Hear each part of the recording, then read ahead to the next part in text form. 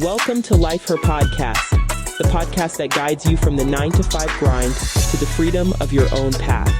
Discover how to conquer life's challenges while pursuing your passions with unwavering faith. Because being an entrepreneur is not easy. So let's get to it. Hey everyone, I am Yvette Lloyd, host of Life Her Podcast. I have an amazing guest with me tonight, and she is an award-winning entrepreneur. She does amazing things with the youth, and y'all know I love me some youth. So this is going to be an amazing interview, and she has mentored literally over 800,000 youth. And I find that very impactful because it is so needed, especially in today's world. The children are kind of different.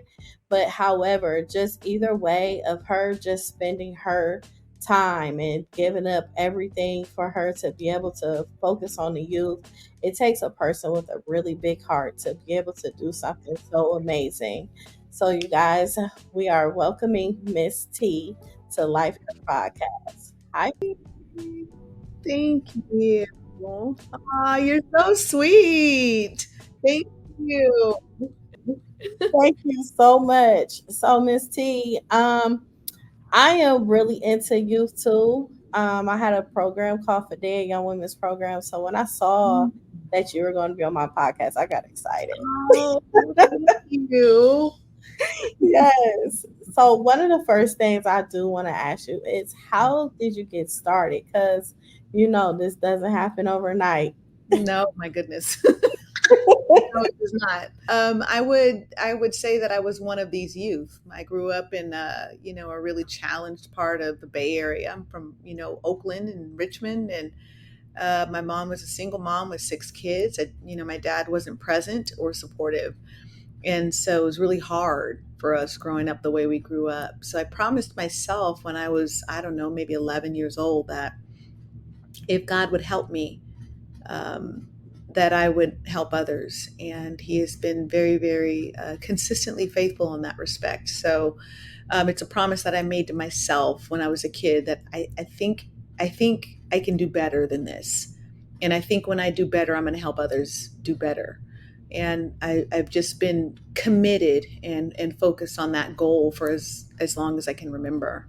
Wow, that's amazing. So what was the first thing you did for you to actually step out on faith and actually get kids to come to you? Because children got trust issues, and they had to feel comfortable for them to actually for you to just welcome them in. Yeah, for sure. And not just them, their parents too. Okay. So it's like whenever we're dealing with kids, we always keep in mind that the kids that most often that's somebody's most valuable possession, and they're very protective. And so if you don't build relationships with the parents, it's really hard to get outcomes out of the kids. Okay. And so, when I started building what I built, I started as a volunteer. I got a full-time job just so I could, I had a young family at the time, but, I've always volunteered. So that's always been my thing. I would go into, housing developments, the projects, churches, community centers, anywhere where these kids that, we were losing to the streets and, drugs and teen pregnancy and stuff, wherever they would gather, I would try to go where they are. So, and I think, a challenge, that most people face is there's an expectation that they should come to you. And that was never my expectation, because growing up, I didn't have a way to do that. We didn't have a way to get to a class. We didn't have transportation. We certainly didn't have gas money, and we couldn't keep asking people because the people around us had the same issues we did. Yeah. And so, changing the game in that, becoming a mobile program, I think really was the catalyst for success for what we do. Because most often when you build an arts program, most people think, you build a dance studio, and I wasn't groomed in something like that. So I didn't know that culture of things. So I would go to parks with a portable boom box, and, I tell people all the time, I started with $5 in my pocket and a portable boom box, a speaker, and that's all I had. And the kids would find their way to the park. And then I went into schools. The academic day for most of our kids ends at 3 o'clock. But after 3 o'clock, that 3 to 6 o'clock window, that's when, my siblings and friends and stuff, that's when they got into the real trouble. That's when we got hooked up with gangs and drugs and all that kind of stuff, is that block of time. And so I would go into after schools programs and just teach hip hop dance. That's all I knew, is how to do hip hop dance. So really, truly, I tell people I got started just by doing, what I know as it pertains to problem solving. So I knew if I could get them to gather this way, they'd be too tired to do some of the foolish stuff after 6 o'clock.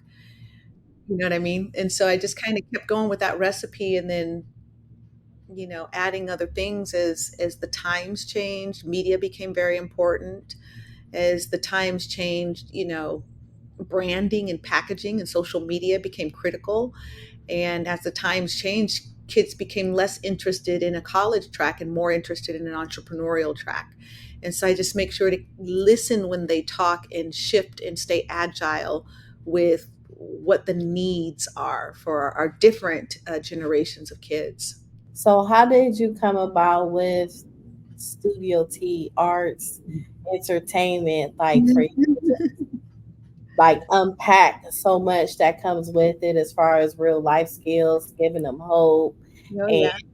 just having a groundbreaking program for you to be able to be so successful at it, because right now it's like a major. You got kids and so you think you can dance, you Yeah, gotta we have a dance certain like a kicking dance celebrity. in there. Yeah, we sure do.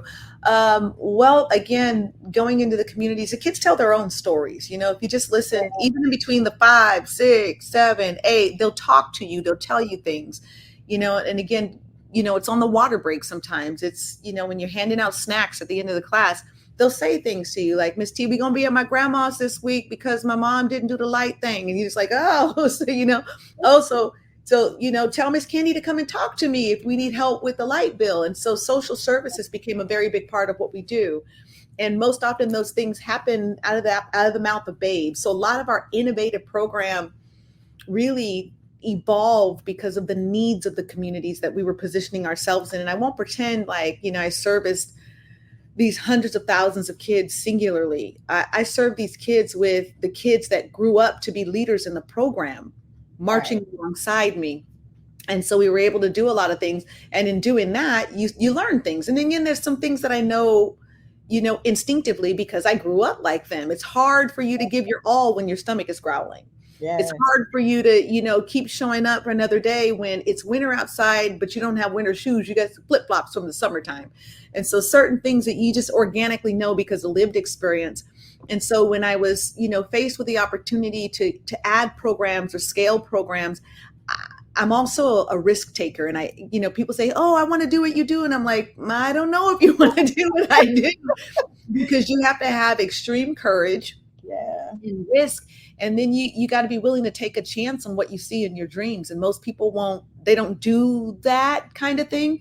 So Yeah. really, I'm a huge risk taker. And I tell my young people all the time, I'm stacking all my chips on you. And I got a mean poker face. So I'll play the game, but I'm playing to win because I believe so, completely in your ability to accomplish something great, to be a good leader, to go out there and be be the you that you were created to be. And so I tell them, I will take these risks for you, but that's because I believe in the you that you're supposed to become.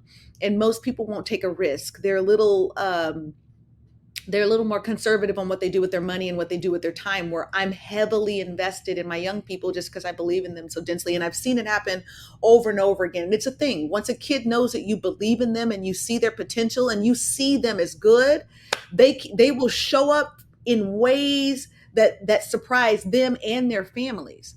And you mentioned it earlier, in the call, the young man that won So You Think You Can Dance. I started working with him when he was 4, almost 5.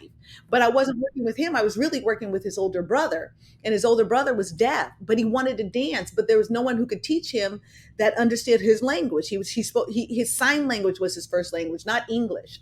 And so I went to school, I took classes, and he helped me, and I learned his language. So I taught his brother first. Then I taught his sister, who had, some very, she had trauma, so she was really hard to deal with.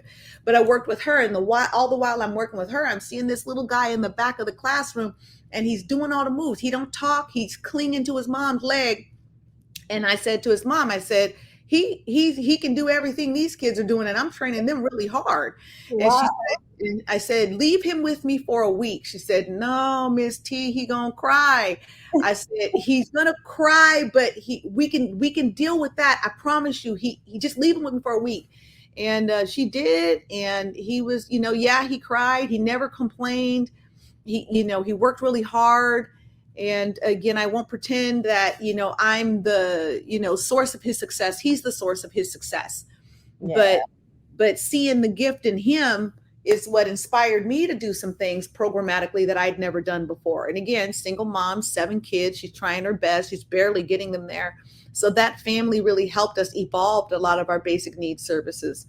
But how do you do it? You listen, and then you honor them by building the programs that really truly help them. It's one thing to say, read this book and you'll be better. It's another thing that says, okay, we're going to do this together and you'll be better. And I find that the latter is what makes the difference. It does. It does a lot.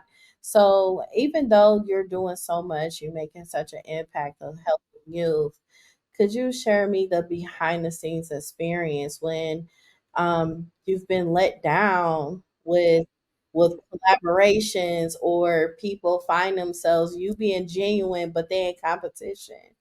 It's just different things that come with it. How did you navigate through that? Because sometimes it can be heartbreaking.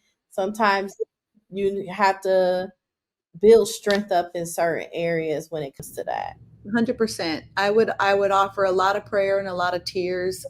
Um, in building all of this, that there are kids that, you become very attached to. There are families that you become very attached to. So one of the hardest things is that process of separation, even especially when it's under bad circumstances, especially Yeah. circumstances where you're misunderstood, or you didn't create them, or they just want to go in a different direction with the success that you've helped them build, but they don't know how to do it. So I've had a lot of those moments. And how do you deal with it? I remind myself that this is what I signed up for. I'm in the business of people. And sometimes dealing with people is not pretty. Yes. So, just maintaining, you have to forgive, because sometimes they don't know what they're doing. They're just trying to survive the way you're trying to survive. And then secondly, it's like, I don't know what anybody else does, but I'm a woman of faith. I'm a practicing Christian. And there are certain, standards and character, Christ-like characteristics that you develop over time as you study and you experience these things. You always have the opportunity to love somebody when they're not easy to love. That's how you learn love. You always have the opportunity to forgive somebody when they do something really gnarly and really mean and really hurtful. And I've had that multiple times. But you don't learn how to forgive unless you have those experiences. So I remind myself that, number one, I know what I signed up for. Number two, this is the name of the game. And either you let them change you, or you maintain who you are, no matter what is, no matter what's thrown at you. And hopefully you become the stronger, better person as a result of whatever the negativity is. Do I like it? No. Sometimes you just want to pinch somebody. It's like, what are you doing? What are you thinking? Yes. But again, you don't know what someone's been through. You don't know what's going on inside of them. And I've been doing this for 38 years. Ooh. And one thing that I've learned is hurt people hurt people. Yes. And so I remind myself that, okay, clearly they're hurting, and what can I do to love them? Not position myself in in a vulnerable way where I keep getting, kicked around or anything like that. But what can I do to help alleviate whatever it is that they're experiencing by way of pain that's causing them to be, this way toward me? Because I know most often sometimes it's not you, it's you're familiar, or they're going through something else and you're convenient. Yeah, that is so true. Now with everything that you've been doing from start, when was it like your groundbreaking point when you started to receive some form of funding? Because a lot of times people don't know, a lot of it came out of your pocket at some point. It came out of your pocket. So when was that point when you was just like, okay, I finally have some help? and some funding for me to be able to sustain and keep moving forward. Okay, you want the truth? Because most people don't believe me when I say this, but I can. You want the truth, or I want the truth, true. I know people look at the pandemic and they think, "Wow, that was probably one of the most horrible things that the country ever went through." Mm-hmm. But COVID did something phenomenal for my organization. Before that, it was paycheck to paycheck. Before that, it was T on her grind, on her hustle all the time, putting systems in place, building blocks, writing grants, like super grinding all the time.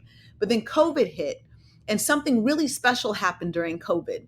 A lot of the organizations that were getting the funding from city, state, county, and corporate, they they didn't have the ability to help the kids the way we did. The whole world went into survival mode, and everybody did not know how to survive in survival mode. And then what happened is funders started getting smart. They wanted to put money where the money would do the most work. And a lot of organizations didn't have evidence of their work. And one thing that we had was evidence of what we do works, especially as it pertains to people that are trauma informed and in survival mode. So what COVID did for us organizationally is it established us as experts, where before we were just people that work with the hard kids. Then we became the people that can work with any kid. So we became very popular very fast. And then I would say another thing is, when they started doing, grants and funding opportunities so that businesses could stay alive, we got our first six-figure grant. And Wow. because we had so learned over 20 years how to stretch a dollar, how to make miracles and programs happen with little, we were able to take $250,000 and completely explode ourselves organizationally across the country, which made us very attractive to other funders who saw our fiscal responsibility and our ability to maximize and multiply an opportunity and a dollar. And then the fact that we were teaching young people to do the same through entrepreneurship. And so I would say that the massive catalyst for growth really happened during a time when the world really needed help, and we were able to show up and prove that we can help them. And we did. We helped small businesses. I mean, we must have supported 13 small businesses, helping them get funding opportunities. We secured over $758,000 for 13 local small businesses so that they wouldn't go under during COVID. And Wow. we helped 192,000 youth and educators and administrative leaders nationally through a platform that I built that sat dormant, that I was just trying to help kids with. It became a national brand. And then, you get on calls and stuff, all the Zoom calls. And I started to, people would state the problem. And when you're talking city leaders, county leaders, state leaders, they would state the problem. And then they would do things like, it's hundreds of people on these calls, these Zoom calls. And then they would do things like, so Miss T, what do you think? And I'm just like, well, and then I tell them what I think. 3 weeks later, it would turn into a program. And so a friend of mine called me and she said, T, don't talk again on these calls. They're calling you to get answers that they should be paying you for. I didn't know, I'm just trying to help people. And so another catalyst was I established a consultant company. And during COVID, over that 3-year stretch, I was consulting cities, states, counties, school districts on how to problem solve with the youth. And I became a consultant, or they established me as an expert, because of the cultural equity and the company, equity. And so I was able to start adding zeros to some of the payments that we were getting just to problem solve for people. And so I would suggest that, COVID, number one, it taught us our value as an organization. Number two, it taught me my value as a person, and it taught me to value my history and my experiences and how I grew up. I frowned at it, but really it's the tactile that I learned growing up very hard that prepared me for a time when the whole world went through something really hard. Yes, yes. What sets the tone of it, a lot of people don't realize, is the work that you do is genuine. It's what you want to do, and it comes from love. Yes, and sometimes people don't understand that when you have an actual passion in something, and they don't understand how God is really guiding you. Sure, With absolutely. everything. I can see it all over you. Just your energy and everything. It's really, really beautiful. And Oh, just I appreciate you for even just being one of those people from somewhere where we were brought up at to yeah, be able to have the heart that you do, because it's so hard to actually for kids to get comfortable with someone and yep. feel good and know they can always come to you for the rest of their life. Yes, that is true. That's true. That is a, Yes, and yes, it's not a class, it's not a moment, it's not a workshop, it's a relationship. So I have yes, kids that, I work with, then they go into the world, but they come home and they end up working for me, and then they build a career. And the key is the door's always open, and it's open anytime, any day. And one thing I'll point out, you made a very good point that, sometimes, you can narrow things in a way that you think what you're doing should be about the money. And my hope is to help people understand that, what you said, you follow your heart, you follow your passion. Like, we're all wired in a way that we know what our thing is. hmm And I think that sometimes people don't give themselves permission to fully lean into it and trust that this is their it, and then just kind of run with it. I think another thing that came out of COVID for me is it gave me clarity that I understand my assignment. I really know why I'm here. yes, And a lot of people don't discover why they're on the planet. I know why I'm on this planet. And so once you can settle into the truth of who you are and mm, why you're here, I yes, think it takes all the limits off. I think it takes the lid off. I think that you begin to walk a path that there's nothing you can't do. The only thing that ever stops you is you. And so yep, I'm sure that that's not the case, because I recognize that should tea stop, it could create a challenge or two for a lot of people. And yes, so I don't need an alarm clock to wake me up. My kids making it and me showing up, and they're making it because I'm showing up. That wakes me up. That makes me stay up late. That makes me work harder. That makes me do things that, intimidate me sometimes. It's not easy to do what I do. I just, and I don't say that to sound any kind of braggadocious, but I just bought a whole city block with a collection of buildings that total 44,000 square feet. And I flipped it into a creation space. It is a movie theater, a hair and image shop, podcast studios, plural, recording studios, music studios, DJ academy, culinary arts academy, a full commercial kitchen, broadcast kitchen, dance studios. I mean, I can go down the list of everything that houses this collection of buildings housing, and that's just the inside. It doesn't include everything we're doing on the exterior of it, and that's just in one city, and we're in multiple cities. So when I think about the depth and the breadth of what my day-to-day responsibility is, number one, it makes me grateful that I get to do this. But number two, it keeps me mindful that this is not somebody's every day. But when you can find what your it is and then build it into your everyday lifestyle, the level of fulfillment that you get. And again, I'm not doing this for me, I'm doing this for we. I yes, know by the time my time expires on this planet, that I will have built something that'll continue to ripple through time. And hmm I don't think anybody wants to be here and then forgotten when they're not here. I think everybody should want to come and make their mark. Like, I was here, the planet is better, people are better because I was here. yes, And then even when you transition to your next stage of existence, at least people knew you were here, and right, you yes, on somebody's life. And so I just think that, and I do a lot of lecture, and I ask people that question. I'm like, if you're, what are your dreams? And then they'll say, oh, well, I dreamed this, I dreamed that. I'm like, why aren't you going for it? Oh, well, I got to get a real job, or I got to do this. I'm like, sweetie, yeah, if those are your dreams and you get this, allotted amount of time, like, what are you here for? Like, then what are you here exactly. for? Like, go for it. Like, go for it. And if you fall on your face, failure has been the best teacher for me. Oh my God, yes, yes. It Fail felt trying, but don't fail and you didn't do nothing. Yes, that's the truth. But Failing makes you better. 100% makes you stronger. Yes, it does. And it's like a refreshing feeling at times, because it's like, even like through the storm, something good is coming. Yeah. If you make it through the storm. Yes, If you make it through the storm. Some people are afraid and they never go into a storm. that's They true. buckle down somewhere and they never experience the thing that causes you to be creative and grow. Yes. Yes. So where do you see the direction? How, like, do you want to do bigger, Oh, of or course.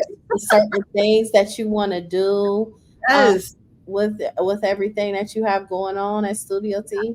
Yeah, 100%. So we're definitely, preparing to be global.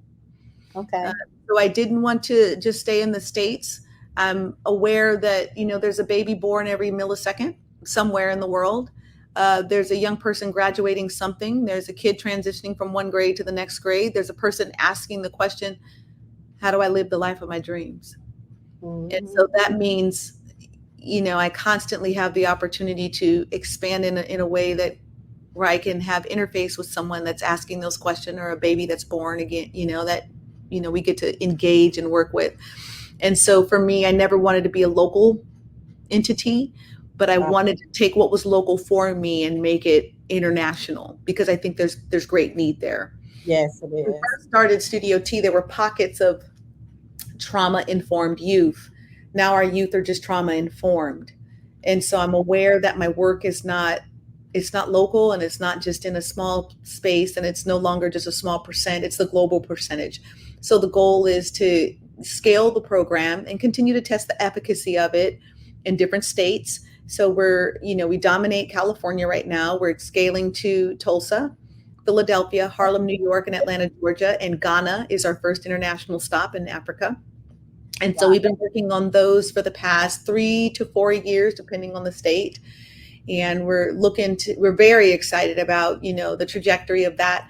And then beyond that, we've trained and developed so many kids in the entertainment realm, which is why we changed our name from Studio T Urban Dance Academy to Studio T Arts and Entertainment, because we were producing some of the, industry's most sought after Yeah. talent, entertainment.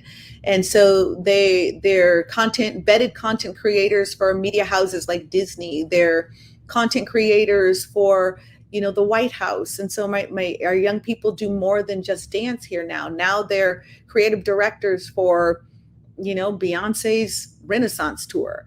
They are walking the same halls as the highest civic leaders in the land. And so for us to continue to think and function like we are a cute little dance studio, it would be doing my babies an injustice, and I wouldn't be living, what we teach them. And so making sure that we don't just have the spaces for them to continue to create and grow and build the careers that they deserve, but also, offering programs. We're delving into things like coding, like robotics, taking advantage of things like AI. And these are in technology. We work with some tech starved communities. They never hold a professional camera. They never hold a computer that's fast, that doesn't have laggy issues. And so making sure that we continue to offer spaces that have cutting edge technology that give them, a mild advantage over competition, and teaching them how to use their creativity to combined with, the technology and entrepreneurship. And so making sure that we have a physical presence, that's definitely something we're scaling to do. And then lastly, we work with a lot of kids that end up in the juvenile hall. And Okay. so sometimes when they come out of the hall, they can't find the training and the support that they need to stay out of the hall. And so they end up back in the hall. And so, live, learn. I don't call I don't call it jail. I never say they're in jail. I always say that they're in boarding school. And when Okay. they graduate from boarding school, then they come with Miss T. And so I Yeah. need a campus where we can start to reduce some of the feeder programs, feeder issues for the homelessness. A lot of our kids in the foster care system, about 40%, when you're looking at statistics, are people that are unhoused right now, is because they aged out of foster care and didn't have some place to go. And so Wow. I want to make sure that, we have a campus where we can have that live learn model where they don't have to worry about where am I going to sleep and what am I going to eat. They can just concentrate on their efforts on growing and developing and becoming. And so, my next leap, if you will, is a live learn campus where we can continue to teach creative career development, entertainment with, full production studios, and they have a place to go lay their heads that's safe, that's excellent, Yeah.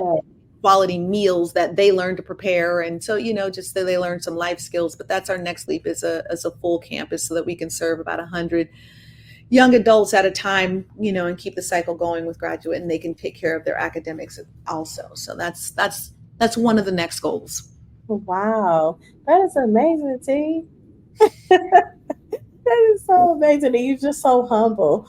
That's the amazing part about it also. So tell me about Sweet Tea Time. Okay. Oh my gosh. Thank you for asking.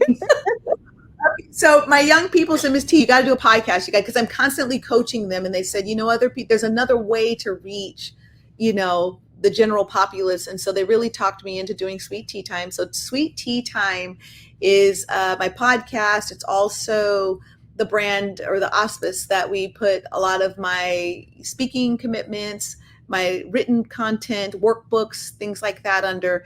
And so the goal really truly is to continue to help people with, steps that I've taken, but also steps that, other people have taken in podcast form, written form, workshop form. And it seems to be working. That is amazing.